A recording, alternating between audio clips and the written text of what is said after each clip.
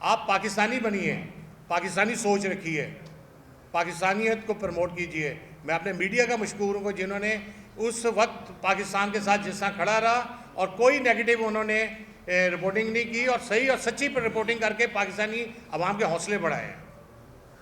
और दूसरी बात है, ये जो सुथरा पंजाब के नाम पे मरीम साहबा का कंधा इस्तेमाल हो रहा है, मैं उसमें एक बात ऐड करना चाहता हूँ कि सुथरा पंजाब बिल्कुल मरीम साहबा का एक विज़न है और बड़ा अच्छा विज़न है और लोग पंजाब की मिसालें दे रहे हैं दूसरे सूबे भी। तो मैं कहता हूँ कि अच्छा विज़न है उनका, इस विज़न को सराहना चाहिए। हम कहते हैं कि जहाँ ज़रूरत है हमें बताया जाए, हम उनके साथ खड़े हैं। अगर आप उनका नाम गलत तरीके से इस्तेमाल करेंगे, देखें जो CM होता है वो फादर ऑफ द सूबा होता है। अब हमारी मोहतरमा है तो वो माँ है, और कोई माँ इतनी जालिम नहीं होती कि अपने बच्चों के मुंह से रोटी छीन ले, अपने बच्चों को मारे, अपने बच्चों को धूप में फेंक दे। ऐसी कोई माँ नहीं है। और मैं मरीम साहबा की अज़मत को सलाम पेश करता हूँ कि वो सही माँ का किरदार अदा करती हैं।